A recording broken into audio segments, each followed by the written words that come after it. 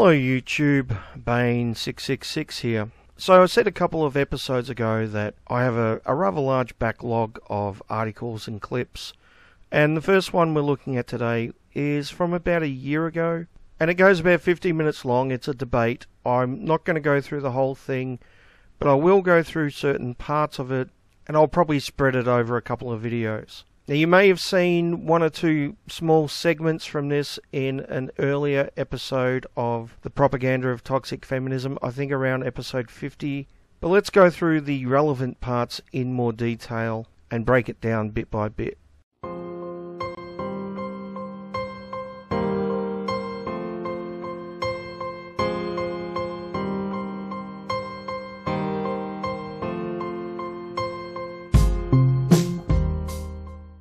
Welcome to this Battle of Ideas debate. What is wrong with men's rights? I'm Luke, I'm the chair for this discussion. I'm not going to speak for very long. All I'll say is that I'm generally someone who's quite sceptical of the whole idea of men's rights. And having had a chat with our panel this morning, we've got two speakers who are broadly critical of the men's rights movement and one who is broadly a proponent. So, let me get this straight. It's a debate. You have two people against the men's rights movement, as well as the host, and one person in favour of it. Well, that seems fair, doesn't it? It doesn't seem like you're rigging the game at all, does it? Next. But there is always, even for someone who's critical of the idea, there is some niggling problems that do present themselves. There is statistics which suggest that young men are falling behind in school and later in their professional life. There are issues with regards to equality of the law and men in the position of challenging certain legal decisions do face arguably disproportionate problems. So, I mean, even as someone who's broadly sceptical, I have some genuine concerns, and obviously our speakers will be able to unpack these issues a lot more. So the first to speak will be Lydia Smith. Lydia is a journalist for the International Business Times. She's a writer on human rights, health and gender. Thank you very much for being with us, Lydia. To my right is Peter Lloyd. Peter is a freelance journalist, appeared in numerous publications, and he's author of Stand By Your Manhood, which is, as the title suggests, a sort of case to reclaim our masculinity, and he can explain a bit about what that means. And last to speak will be Angela Nagel. Angela is a cultural critic. She's the co-editor of a book, Ireland Under Austerity. And she's got a book coming out next year with 0 books called Kill All Normies. And again, I have absolutely no idea what that means, and she can explain it if she so chooses. The panel are going to speak for about 5 minutes each. I'll ask a couple of questions, and then we'll come straight out to the audience, because it's the kind of discussion that's going to thrive from audience contributions, no doubt. All right, Lydia, do you want to get us underway? Yeah, thank you everybody for coming. So, most of you will have heard of men's rights activists. You may have seen their websites, blogs, you may have seen them on Twitter, those who haven't been banned from Twitter, that is. You may have even seen some of them on TV or bought their books. So let me start by saying that men in Britain have problems. Boys underperform in education. 60,000 fewer men go to university each year than women. Our prison populations are overwhelmingly male. And suicide is, of course, the biggest killer of men, middle-aged men, in the UK. These are problems we need to address. But the problem is that men's rights don't address these issues. Well, actually, actual MRAs do address these issues. Now, an interesting thing is, around the time this video came out, which was November 2016, there was a movie being released called The Red Pill, which addresses these issues. Have a guess which group shut it down. Numerous screenings were shut down because it wasn't from the feminist perspective. And you see, this is the lie we hear from people like Lydia. We get told constantly that, MRAs don't really talk about men's issues. And then they'll give us examples of pickup artists or some random people on Twitter or wherever who aren't MRAs and who aren't talking about men's issues. And they'll claim that these people represent the whole movement, as opposed to those who actually are MRAs and actually are talking about the issues. You know, the ones that feminists constantly shut down every chance they get. But continue, Lydia. Its activism has the reach and the influence to help engineer actual change, but instead it exploits these issues for one aim, to fuel anti-women rhetoric. That's pretty funny. if you swap anti-woman for anti-male, you have a pretty good description of feminism right there. Let's listen to that again. Its activism has the reach and the influence to help engineer actual change, but instead it exploits these issues for one aim: to fuel anti-women rhetoric.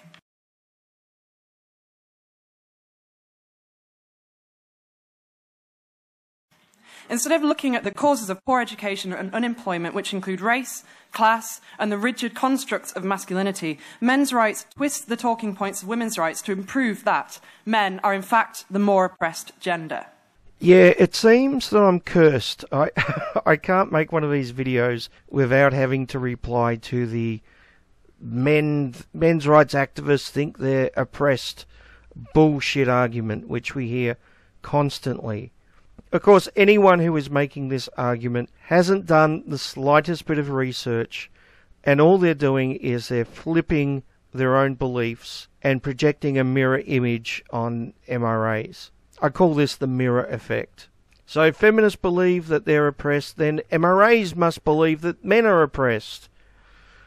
Because MRAs believe the exact opposite, right? Sure, Lydia.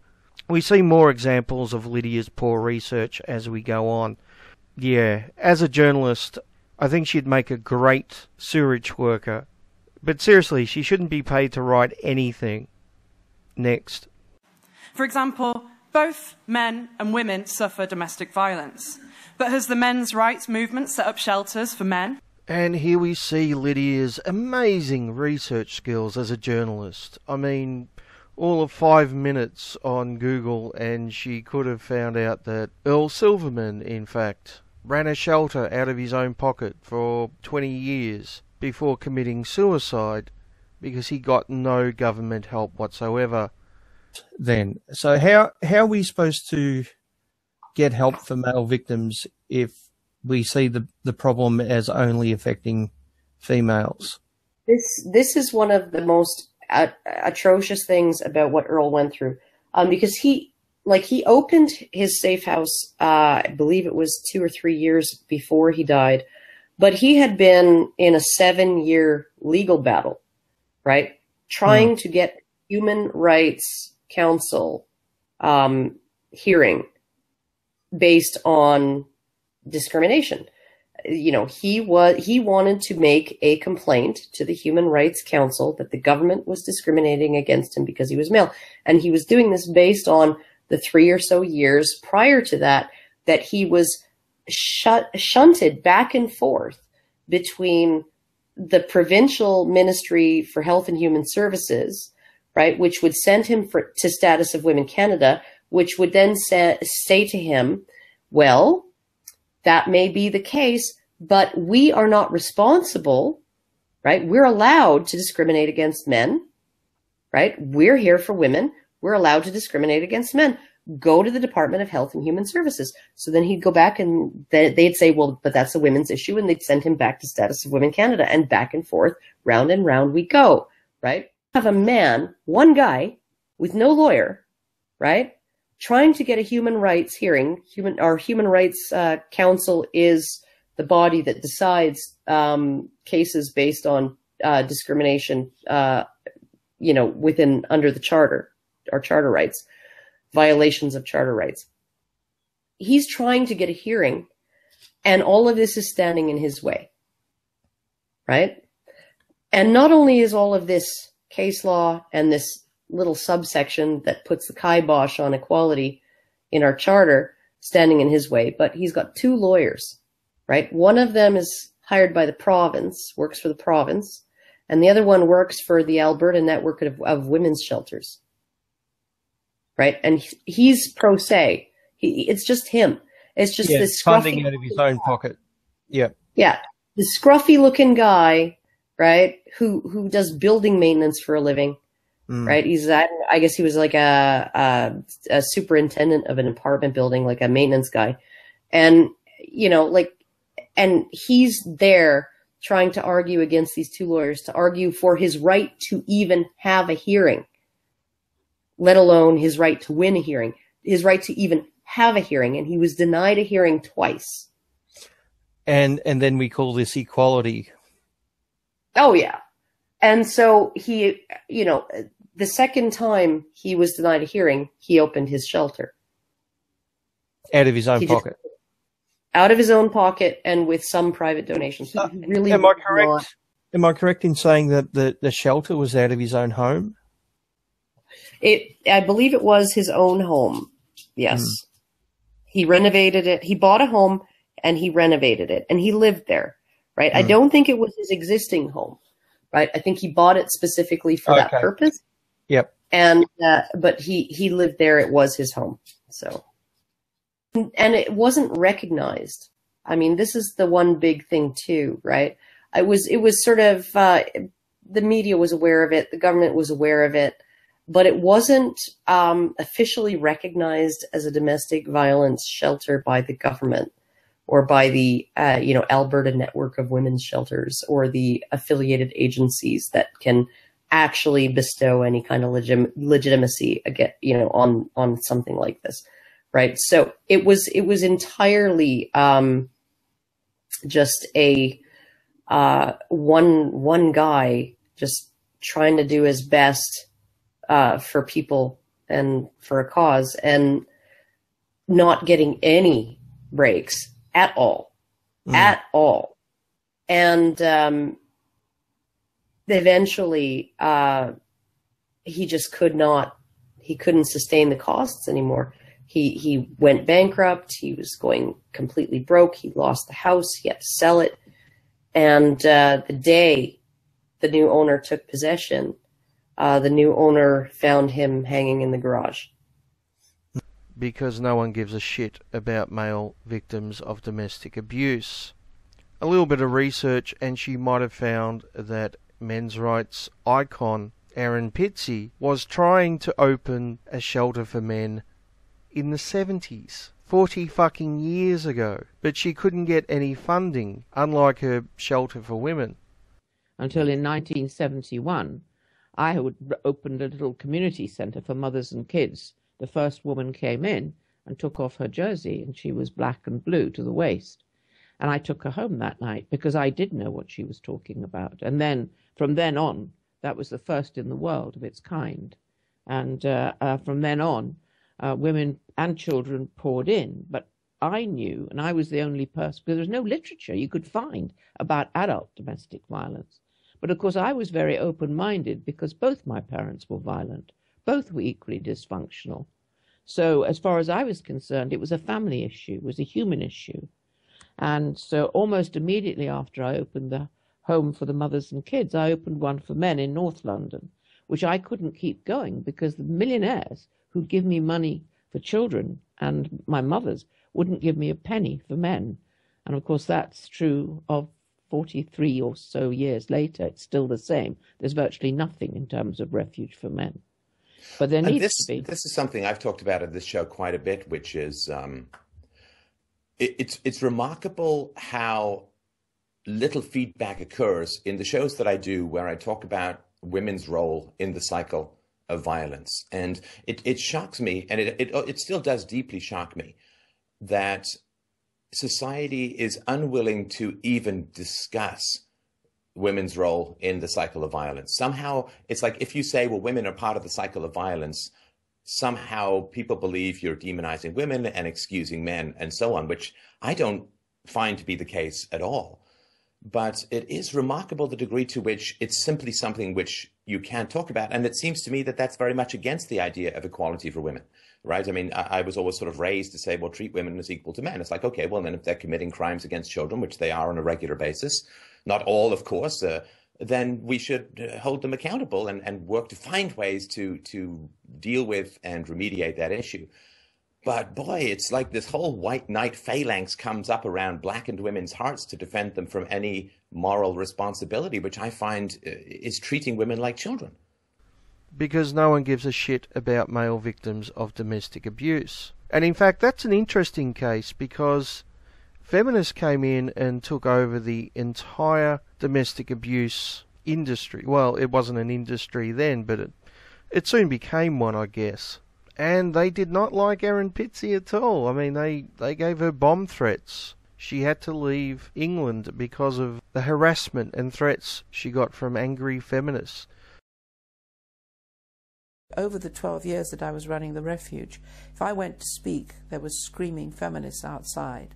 I tried to publish a book called Prone to Violence. We finally did get it published, but I had to have a police escort all around England, and there were death threats and bomb threats. And the final moment came for me after struggling for all those years, when the bomb disposal unit came to my house, because there was a suspect package, and said everything that came to me had to go to them first because they were concerned about my safety and the safety of my family. And that's when I left England and went into exile for something like 15 years.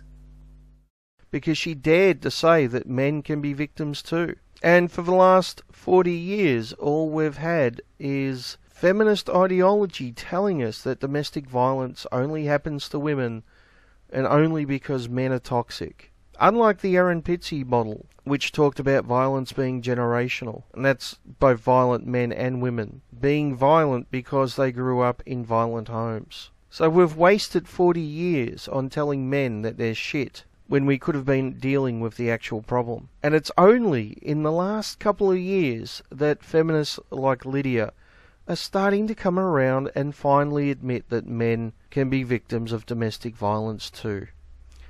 And I wonder why that is, Lydia. Could it be that men's rights activists are changing the cultural narrative? Could we be having an effect after 40 years of negative male feminist ideology?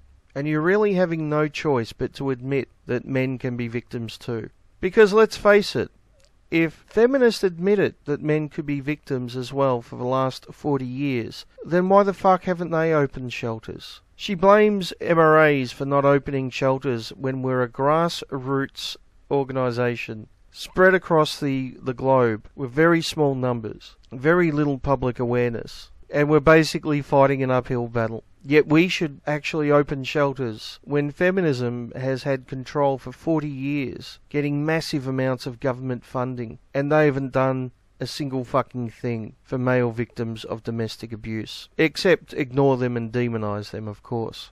Now, coincidentally, yesterday I saw an interview done by Brian from the Honey Badgers with Cafe, who is at the moment raising funds for a shelter for male victims of domestic abuse in Canada. We've recognized the need ever since we opened the doors of the Canadian Centre for Men and Families here in Toronto, because we routinely, and by routinely I mean once on average every other day, get a call from a man, often a father, who is calling us in desperation because he has been subjected to emotional, verbal, physical, sometimes even sexual abuse by a partner, and he doesn't know where to go. And maybe he's had a negative experience with law enforcement where they don't believe him. Maybe they've even thrown him out of his house, making him homeless, perhaps leaving his children with an abusive parent. And so he calls us kind of as a last resort. And we do what we can for him. We do a number of services here at the center for male abuse victims. But we don't operate a shelter. And a lot of men call us hoping we do because they don't know where else to go. And yeah, over the last few years, enough of these stories have piled up that we started to have conversations with government agencies and also with some of the members of our philanthropic community. So the very generous donors who have been supporting us over the years. And over the summer, a few of these donors stepped up and said, you know what, the time has come. We were going to make a substantial contribution, build the foundation so that maybe others would put forward their financial support. And that's really what allowed us to initiate the fundraising campaign that is now nearing its completion. And I think if we continue with the momentum we've had over the last couple of months, we should be able to complete this by the end of the year. All right. That's exciting stuff. At this point, no help from the Canadian government. That's kind of to be expected, right? But things are being done, Lydia. They just take time, especially when people like you are determined to stand in our way. Have they called for government inquiries? Do they raise money for research to show the scope of violence against men? No. You mean like the 1 in 3 website, Lydia? Is that what you mean? the 1 in 3 website, which collects statistics showing that 1 in 3 victims of domestic abuse are male. Is that the type of thing you mean, Lydia? Did you do any research when writing this, I wonder? Doesn't seem like it, does it? No, instead they spend their time trolling women to dispute the data about the scale of domestic violence that they face. That's not activism. Well, luckily, while I was making the Red Pill movie, I kept a video diary, which ended up tracking my evolving views. And in looking back on the 37 diaries I recorded that year, there was a common theme. I would often hear an innocent and valid point that a men's rights activist would make, but in my head, I would add on to their statement a sexist or anti-woman spin, assuming that's what they wanted to say but didn't. So here are 2 examples of how that would go. A men's rights activist, an MRA, would say to me, there are over 2,000 domestic violence shelters for women in the United States, but only 1 for men. Yet multiple reputable studies show that men are just as likely to be abused. I would hear them say, we don't need 2,000 shelters for women. They're all lying about being abused. It's all a scam. No, instead they spend their time trolling women to dispute the data about the scale of domestic violence that they face. That's not activism. But in looking back on all the footage I'd gathered of men's rights activists talking about shelters, and all the blogs they've written, and the video live streams they posted on YouTube, they're not trying to defund women's shelters, not at all. All they're saying is that men can be abused too, and they deserve care and compassion. In choosing to spew misogyny and hate rather than effect actual change, these keyboard crusaders are betraying the very people they claim to help. Okay, so let's replace the word misogyny with the word misandry, and I think we have a perfect description of most feminists. Let's hear that again. In choosing to spew misogyny and hate rather than effect actual change, these keyboard crusaders are betraying the very people they claim to help. Men. As a result, it falls to charities like Refuge, a domestic violence charity set up by Women for Women that actually set up services for men across the country. Okay, very simple question. How long have they been doing that, Lydia? Have they been doing that for the last 40 years? Or has this just recently started because MRAs are talking about male victims? Could you maybe tell us which one of those 2 options it is? So let's have a look at Refuge and the services that they offer men. So if we go to the Support for Men page, we have 2 options you can click on. I am being abused or I am an abuser. And if we read the description here, it says most domestic violence is directed at women. Yeah. But men can be abused too in both heterosexual and gay relationships. It is important to realize that you are not alone. Refuge and many other organizations are here to help you. So let's have a look at that help. Support for male abuse victims. Refuge runs a number of outreach and independent advocacy services for male victims of domestic violence across the country. You can also call the Men's Advice Line. So they're offering outreach and independent advocacy services, whatever that is. I'm not exactly sure what that entails. Not a whole lot of information. Now let's have a look at Support for Women. Support for women, keeping safe, planning to leave, what about your children, will he change, money worries, support for disabled women, and get help. There's nothing there I see about I am an abuser, like in the male version, because, you know, women can be abusers too. Don't the abusers need help as well? And of course, there's a whole range of different services for women, including refuges, which is fair because this is a women's charity. This is a women's advocacy group, and it even says for women and children against domestic violence. But it just seems that they're their work towards men is just kind of tacked on to say that they're doing something, you know, apart from suggesting that men are abusers. Now, I guess this is a start, but it's not really much as far as I can tell. And like I said earlier, this is something new. This is because MRAs are talking about male victims. Feminists have been ignoring male victims for 40 years, sweeping them under the carpet, pretending they don't exist, denying that they exist. And even when they do acknowledge that they exist, they still minimise them. Next. Historically, men's rights activism has always attacked women's rights. In 1926, the League for Men's Rights, set up in London, was founded with the goal of combating all excesses of women's emancipation. Okay, so let's assume that what Lydia is saying here is 100% correct. Now, I don't know if it is. I haven't researched it. I'm not going to, because I am going to give Lydia the benefit of the doubt and say that she is 100% correct.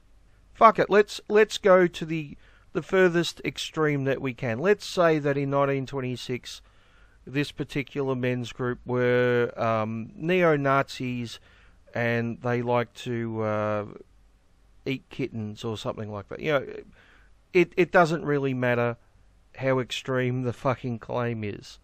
Now, let me ask a very, very simple question. Do the beliefs that this group held in 1926 reflect the present day, the modern day men's rights movement? If the answer is no, then what is the point of bringing it up? You know, unless Lydia's whole thing is just poisoning the well with anything she can scrape from the bottom of the barrel. And I don't normally quote Urban Dictionary, but I feel like they hit the nail on the head with its description of Feminism as a movement that claims to advocate men's rights, but fails to do so because they're too busy complaining about and harassing feminists. So, let me stress that Lydia isn't just some feminist from Tumblr or some random feminist on Twitter or whatever. She is a paid journalist. This is her career. She makes her living by writing articles. And this person who makes her living by writing articles and supposedly researching her articles, well, in theory, journalists should research their articles. We all know that most of them don't these days. But apparently her idea of research is going to Urban Dictionary and looking up the word Feminism, which isn't part of the men's rights movement. It's just fucking astounding. It really is. I honestly don't know how to respond to that. Do I need to respond to that? Do I need to say anything to that? Someone making their living as a journalist, relying on Urban Dictionary and reading the word Feminism. Not even the words men's rights, but fucking Feminism.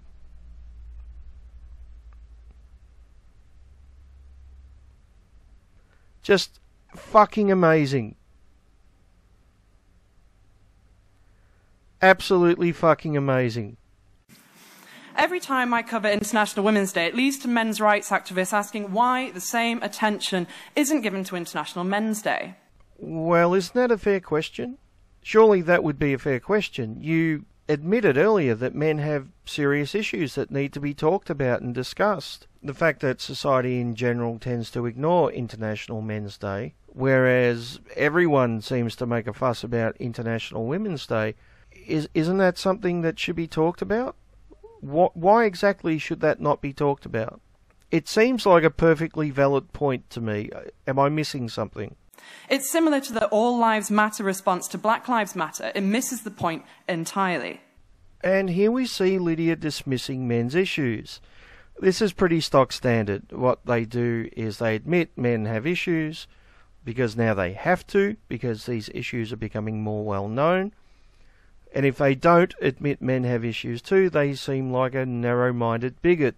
But then they turn around and diminish and dismiss these issues and and, make the point that they're not as important. Now, it's very interesting that she brings up All Lives Matter, which is obviously in reference to Black Lives Matter.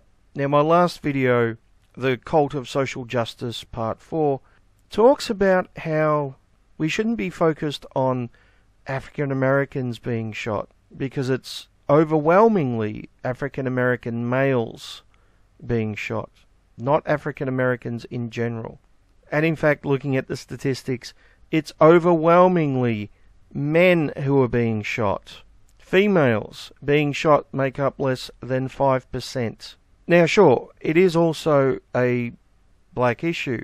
African American men are more likely to be shot than white men, but it is much more of a gender issue. So it's interesting that Lydia should bring up All Lives Matter, because it shouldn't be All Lives Matter, it shouldn't be Black Lives Matter, it should be Men's Lives Matter, if we're going to focus on the group which is most affected by shootings. Which kind of contradicts Lydia's whole point of putting women's issues first, or seeing women's issues as being more important. Our society has always dictated that men are dominant. And if they aren't flourishing at work or have problems at home, this failure against a backdrop of male entitlement leads to anger. This anger is then directed at a perceived but non-existent threat, women.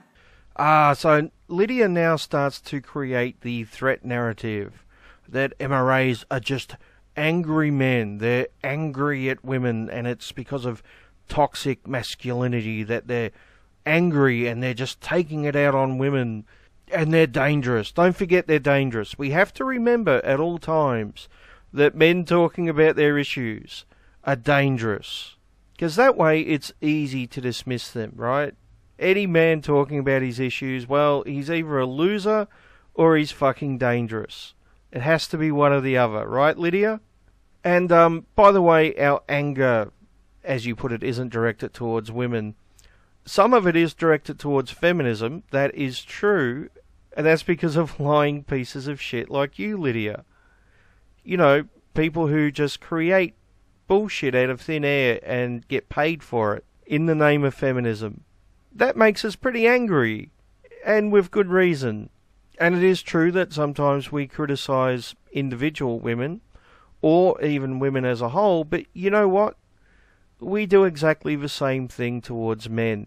In fact, we often criticise men for not giving a shit about men's issues and caring more about women's issues and women's well-being. Men are one of the biggest hurdles that we have to get over. Now, criticising men for that is hardly blaming women for all our fucking issues, is it? You dishonest asshole. But of course you haven't done any research, so you don't know any of this, do you? So fucking typical. And once again, this is another version of the mirror effect. Feminists blame all the issues in the world on men. Everything they blame on men. They even constantly contradict themselves when they bend over backwards to blame everything on men. More women get custody of children. Well, that's because of the patriarchy and masculinity and women being forced into gender roles. A man getting custody of his kids, well, that's male dominance and masculinity and the patriarchy. And stealing her children from her because of male entitlement. Everything is put on the backs of men. Every issue in the world is because of males and masculinity and the big bad patriarchy. So of course people like Lydia, who have done no research, just assume that we're saying the exact opposite, and that we're blaming all women everywhere for our issues. Because that's exactly what feminists do to men. This ignores the fact that masculinity drives many of the problems women face, such as domestic violence. It's as harmful for men as it is for women. What did I just say about feminism blaming all the issues in the world on men and masculinity? Yeah. My final point is that while it's easy to laugh off men's rights... Oh, yes, the high percentage of males who commit suicide is fucking hilarious, Lydia. Just like male victims of rape and domestic abuse not getting recognition or justice or help from society. and the number of men who are homeless, and men not getting custody of their kids or not even getting to see their kids. Fucking hilarious. Just like those baby boys having their genitals mutilated and that not being an illegal act. Fucking hilarious, Lydia. But I'm guessing you mean the men's rights movement is funny, is a joke, not the actual issues that we fight for. Well, I guess you would have that opinion when you look up Meninism on Urban Dictionary and make that as a fucking legitimate argument. Need I say more? Their anger towards women they promote is really dangerous. In 2014, a 22-year-old man called Elliot Rogers went on a shooting spree in California. He frequently visited men's rights website, and just before... Well, what a shock. What a surprise that she would pull the Elliot Roger card. And by the way, Lydia, I know this is nitpicking, but it's Elliot Roger, not Elliot Rogers. I know that's nitpicking, but if that was the only mistake you made in this whole thing, it really wouldn't be a fuss. But the fact that you get that wrong as well as everything else, I think says a lot about you and your style of journalism. Are we still calling it journalism, what she does? I don't know if we should actually call it journalism. Maybe we should just call her a paid blogger or something. I don't know. Unfortunately, the term journalist doesn't carry any respect anymore. Thanks, Lydia. Thanks. Now, Lydia did publish her speech as an article on International Business Times. And of course, she has no citations for the claim that Elliot Roger went to men's rights websites. Note the plural there. Apparently he went to more than one. And in fact, Lydia only has one citation in the entire article, which we'll get to in a minute. So considering she didn't have a citation for the claim about Elliot Roger, I decided to send her a tweet. I said, "Hi Lydia, I'm just wondering if you could please name these websites. I've never been able to find out which websites he visited. Thank you for your time." And then in a second tweet, replying to someone else, as well as Lydia, I said, "It's a very serious claim. I think politely asking for clarification, further info, is only reasonable. And journalists should be able to stand by their claims or offer a retraction." Now, when I've politely asked for citations or further info or clarification, or I've pointed something out to feminist journalists in the past, their reaction has usually been just to block me. Even the ones that have said that they, like getting feedback and criticism. To give Lydia credit, at this point, she hasn't blocked me, and it's been 2 days. So that's something, I guess. Although she hasn't replied to me either. Now, to be fair, she may be very busy. I don't know how many messages she gets a day. She could get thousands. Although I've got more followers than her on Twitter. Not that many more, but still. So, in all likelihood, she's just going to ignore it. If she does reply and gets back to me, I'll include it either in this video or in a future video, depending, of course, on when she gets back to me. But I think the likelihood of that is pretty slim. Now, I've covered the Elliot Roger thing to death in the past, and I don't intend to go over it again, apart from saying that it's now been 3.5 years, and every single time I've asked for a single example of a website that he visited, an MRA website he visited, I've got nothing. Not a single example. And Lydia is claiming websites. Apparently he went to numerous websites related to men's rights. She should be able to provide some kind of evidence of that, right? Or at very least name the sites, even if she doesn't provide any evidence. But of course nothing, because this is a bullshit claim. This is a bullshit claim which has been passed around constantly for 3.5 years. And I think it speaks volumes that it's one of their main arguments against us.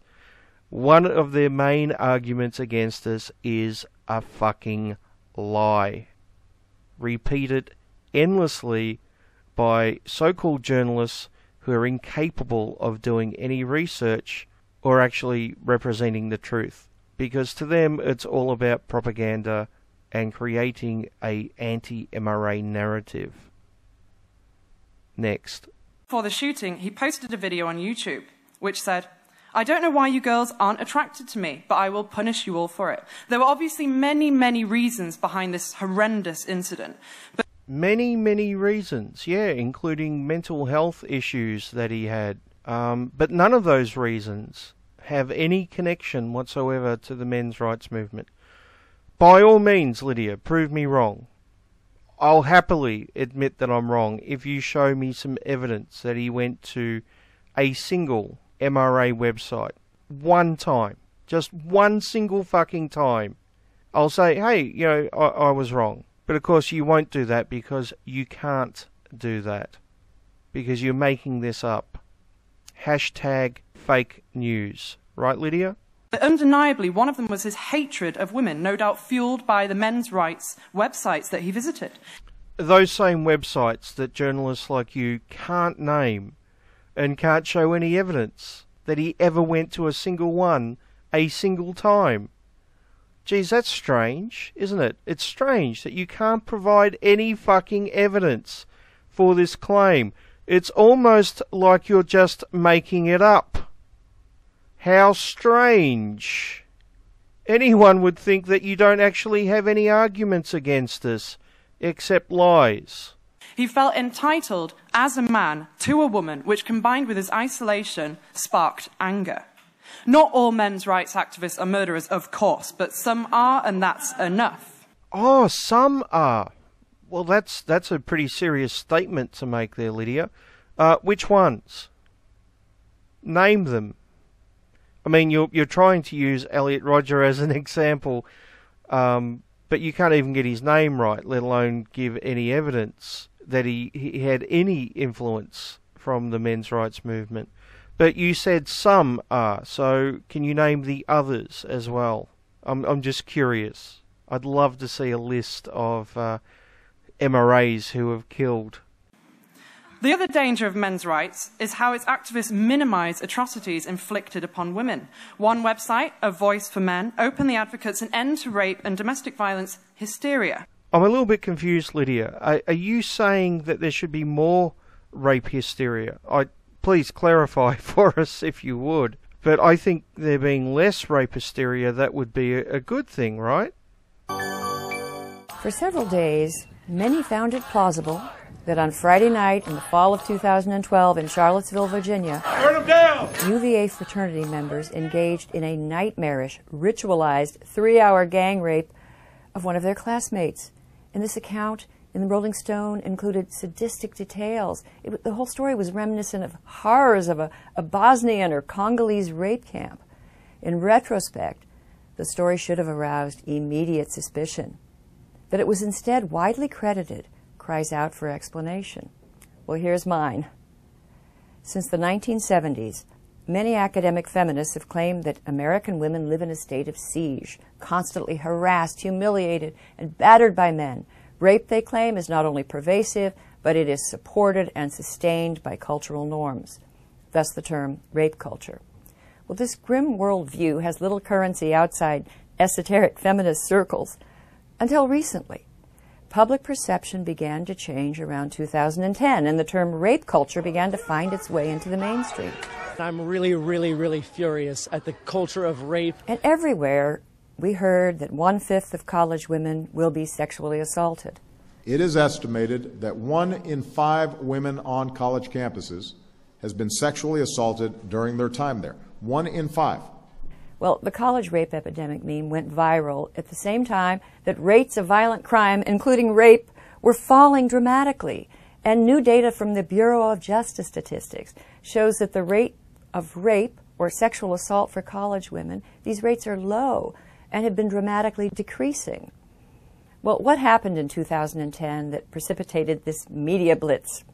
Well, that year, the Center for Public Integrity, a left-leaning institution that promotes socially conscious investigative journalism, they teamed up with reporters at NPR to produce a massive 104-page study describing a hidden epidemic of rape on campus. Now, campus sexual assault is a genuine and serious problem, but this report made it seem like the nation's colleges were just overrun with rapists and that the officials were coddling them. According to the report, not only were the vast numbers of young women being raped by their male classmates, but when they reported the crime to campus officials, they were re-victimized by counselors and deans who created a hostile environment for them. Now, the report is the worst kind of advocacy research. It's full of anecdotes and misleading statistics. It's predicated on the claim that 1 in 5 female students can expect to be a victim of rape or attempted rape. I mean, these investigative journalists never thought to investigate what serious researchers and criminologists have exposed as a specious statistic. So let's have a look at some other examples of what rape hysteria really is. Now, as I pointed out in a recent video, I think it was actually the last video in this series, male teachers fear contact with students because they're afraid of falsely being accused. This is a fear that female teachers don't have because people don't see them as sexual predators, even though there seems to be a new case in the media every week. It says here, 2/3 of male primary school teachers fear physical contact with students, concerned they'll be accused of inappropriate behaviour, new research has shown. They say the double standards put them under greater scrutiny than female teachers.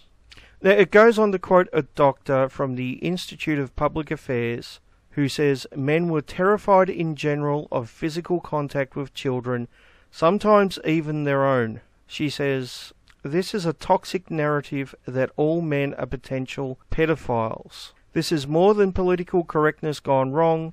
It is an assault on the integrity of men." And I would agree.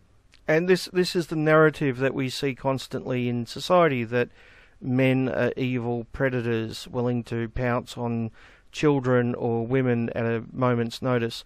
And of course women never ever do these things. It's only men, and possibly any men. So we see this rape hysteria also in things like why I wouldn't let any male babysit my children. When our first daughter was born, my husband and I made a family rule. No man would ever babysit our children, no exceptions.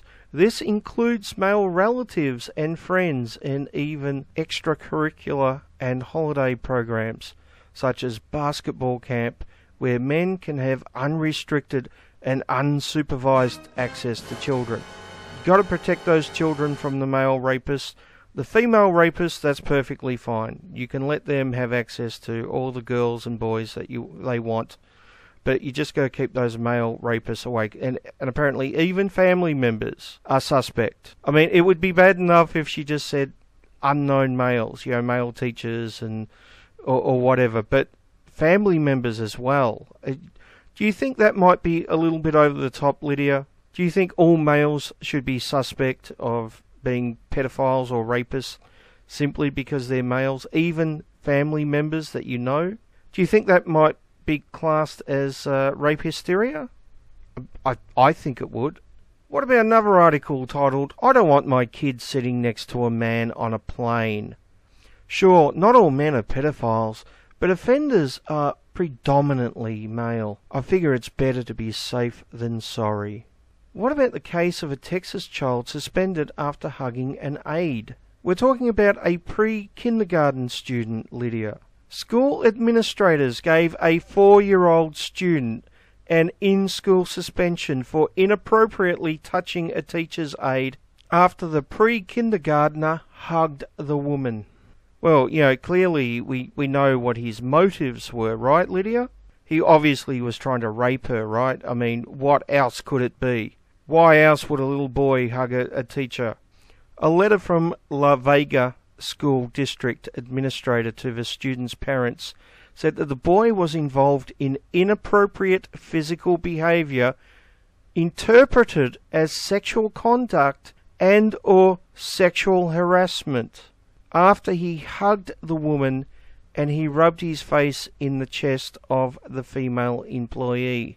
We're talking about a 4-year-old. Do you honestly think that he had anything sexual in mind? The fact that these adults are sexualizing this behavior is fucking sick. If this isn't rape hysteria, Lydia, then what the fuck is? But we have one of your fellow journalists, Lydia, referring to this as kindergarten rape culture. Yeah, she's referring to a 6-year-old boy as Brock in training, referring to Brock Turner. She's referring to a 6-year-old as a future rapist.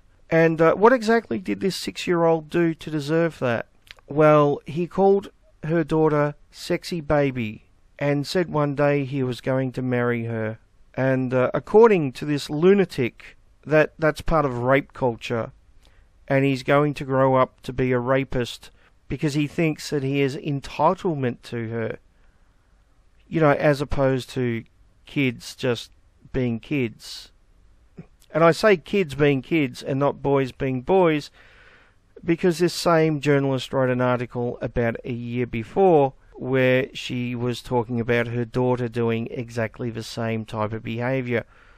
Although she came to a totally different conclusion over that. She didn't see it as her daughter wanting to rape boys and having entitlement to their bodies. Apparently that's a judgment she only passes on to 6-year-old boys, not 6-year-old girls. No bias there whatsoever, Lydia, right? Would you class that as rape hysteria? What about these cases, Lydia? A grade 1 student from Colorado was suspended for singing the signature line from LMFAO's song, Sexy and I Know It. Suspended. Suspended. What is wrong with these school officials? It's an overreaction. Oh my goodness. It's everywhere. It's at the grocery store, at the mall, you hear the song everywhere, and the poor guy's just repeating what he's hearing without even knowing what he's saying. He doesn't even know what he's saying, and now he doesn't know why he's been suspended. Exactly. Devontae Meadows, the first grader who was suspended for 3 days for alleged sexual harassment. Good Lord. I only just sang the song, he said. I'm sexy and I know it. The boy recited the lyric while he and a girl were standing in line for lunch, and that's why they're also now calling it sexual harassment. A 6-year-old boy is suspended from school in Canyon City for kissing a classmate on the cheek. His mom says it's a crush, and the two children like each other. But the school is calling it something else entirely, sexual harassment. KRDO News Channel 13, Bonnie Silkman spoke with the school district and the student about what happened. She joins us live with those details. Well, first grader Hunter Yelton told me he loves science and phys ed and that he has a crush on a girl at school who likes him back. Now, it may sound innocent enough, but at 6 years old, Hunter now has sexual harassment on his school record. It was during class here. We were doing reading group. And I leaned over and kissed her on the hand. Yeah, he kissed a little girl on the hand. Clearly this monster is going to grow up to be a future rapist. You can just tell. It's something about his eyes. Right, Lydia? Nothing hysterical about that. A 9-year-old boy was suspended from school for sexual harassment, but he doesn't even know what that phrase means. His mother told us her son got in trouble for telling a friend his teacher was cute. New this hour, Eyewitness News reporter Alan Gavana tried to get answers from the district. Do you know what sexual harassment is? No. But 9-year-old Amanye Lockett learned the meaning of it this week. Today was his second day of suspension from Brookside Elementary in Gastonia. His offense, his mother says, telling another student a teacher is cute. And when I talked to the principal, he said that was sexual harassment. Chiquita Lockett got the call from the school's principal on Wednesday that her son was being suspended for 2 days. She says the principal told her a substitute teacher overheard Amanye talking in class. I was talking to my friend. I said Miss Terry was cute. And that's it. That's all I said. His mother says the principal did not dispute that account and decided to suspend the 4th grader. It's not like he went up to the woman and tried to grab her or touch her in a sexual way. So why would he be suspended for 2 days?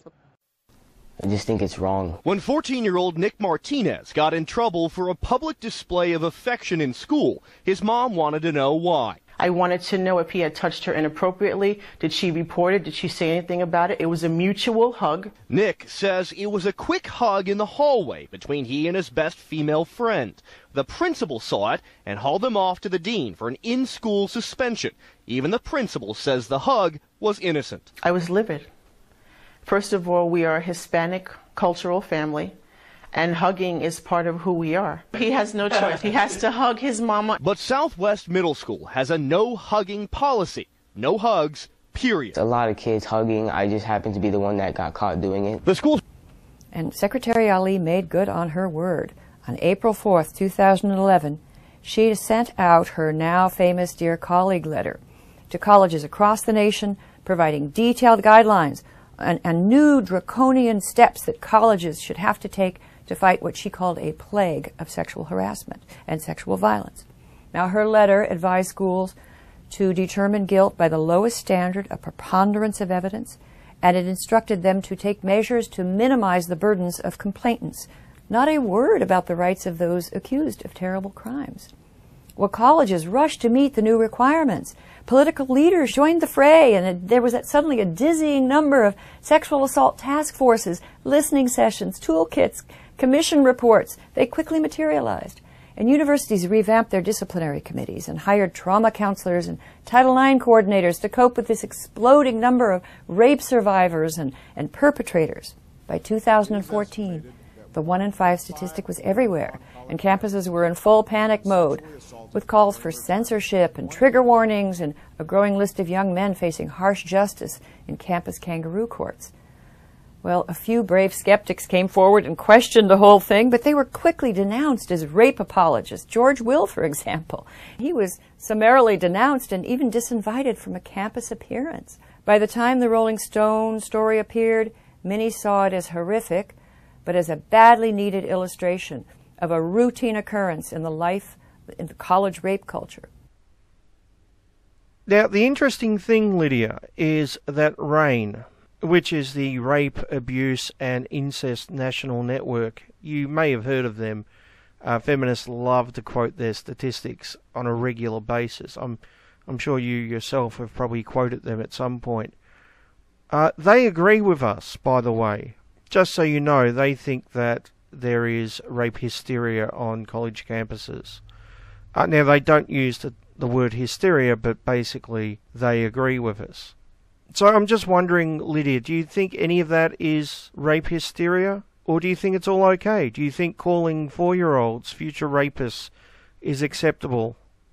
That sexualizing the behavior of little boys is perfectly okay? That seeing any male anywhere as a threat and a danger based purely on his gender is perfectly fine? And exaggerating the number of rapes on university campuses while removing the burden of proof and any form of justice and instead having kangaroo courts is all perfectly fine. Do you agree with all that, Lydia? I'm just curious. Or do you think that might be rape hysteria? Next. Paul Elam, its founder, once wrote an article about how drunk women were freaking begging to be raped. Now, this is the one citation Lydia has in the entire article. No citations for the claims about the MRAs who have murdered before. No citations showing that Elliot Rodger was actually influenced by men's rights websites or naming the sites. But she has a link to this particular article. As for the article itself, I've gone through it at least a couple of times in the past, so I'm not doing so again here. Next. They perpetuate damaging myths, one of the most common being that women lie about sexual assault and therefore innocent men are wrongly accused of rape. Well, some women lie about sexual assault and rape, Lydia. That's simply a fact, isn't it? That some women lie about it. Of course. False allegations do occur on rare occasions, but what we do know for sure is that many rapes and sexual assaults go unreported. Rare occasions. How exactly rare are these rare occasions, Lydia? Let's have a look at some UK figures, shall we? Some government figures. So these figures say that 12% of cases are withdrawn because they're false allegations. I wouldn't consider 12% to be on rare occasions. 12% is roughly 1 in 8. That's hardly rare, Lydia, is it? And in 13% of cases, the offender is not identified. So obviously, you can't prosecute someone who hasn't been identified. In 21% of cases, there is insufficient evidence. I would hope, Lydia, that you would agree with me that if there is insufficient evidence, then you should not proceed with the case, right? Unless you're proposing that we should find someone guilty and put them in jail if there isn't evidence for the crime. And out of those cases that go to court, Lydia, 36% are found not guilty. Now, obviously, some of those people are actually guilty, right? There's just not enough evidence or whatever. And unfortunately, they get away with it. But we can also speculate that quite possibly a percentage of that 36% were found not guilty because they're innocent, because there's been a false allegation. Now, why aren't these false allegations included in the previous 12%? Well, that's simple, because that's not proven either. In reality, we don't know what percentage of rape accusations are true or false. Most aren't proven one way or the other. The vast majority are simply unknown. But unfortunately, people like Lydia assume that if there is an allegation, then there must be guilt. People like Lydia assume that the 60% of prosecuted rape cases that don't end in a conviction don't end in a conviction because of rape culture or women not being believed because they're women, or the patriarchy siding with the rapist or some such nonsense, as opposed to there being not enough evidence or the person being accused simply not being guilty. I wonder if we could class the way feminists look at rape statistics as part of rape hysteria. What do you think, Lydia? We also know that many victims are wrongly assumed to be lying or are blamed for their attack. We also know that many men who rape women go unpunished. As do many false accusers, Lydia. It's essential to talk about and address the issues that women face and men face, which could save lives. But we need to find a way to do it that isn't at the expense of women. Not at the expense of women. What if it's at the expense of men, Lydia? Is that okay? Because that's the way feminism has been working for a very, very long time. And in its peddling of hatred towards women and its absence of solutions to the problems that men face, its activism lets everybody down, including men. Yeah, first of all, we don't peddle hate towards women. Once again, this is the mirror effect, where feminism peddles hatred towards men, as I've shown numerous examples in this video. And the feminist then assumes that we're a mirror image of that and that MRAs just hate women, which is demonstrably false. Second of all, we do offer solutions. We talk about solutions all the fucking time, Lydia. I've got hours and hours of videos on YouTube talking about the issues and how to solve those issues. And I'm not the only one. Unfortunately, we have journalists like yourself who do everything possible to stand in our way. You falsely associate us with people who aren't MRAs, like Elliot Rodger, for example. You talk about Meninism and use definitions found on Urban Dictionary, of all places. You poison the well by claiming that we just hate women and we're spreading hatred towards women, that we're trying to deny that women are victims of sexual assault or domestic abuse, when in fact what we're trying to do is to bring attention to male victims as well. You lie every fucking opportunity you get. And not just you, there are unfortunately hundreds of people like you, all in positions of power and influence, peddling the same fucking shit. You're the real problem, not us. Now, you may have noticed that I haven't done another segment on Rational Wiki this episode. There's two reasons for that. Firstly, last episode was completely taken up by Rational Wiki, so I thought I'd give it a miss this time. And secondly, I didn't expect that clip from Lydia to take a whole episode to get through. I actually had some other videos lined up for this episode, which I'll have to bump to a future episode. But there was just so much shit to unpack from her. It took around an hour. One last thing, after my credits, I'll include some screen captures of a conversation I and some other people had with some feminists defending Lydia in the comment section of the video that this clip is taken from. So get your pause buttons ready. You may want a stiff drink, though, when you're reading them. Just a warning. Great, thanks.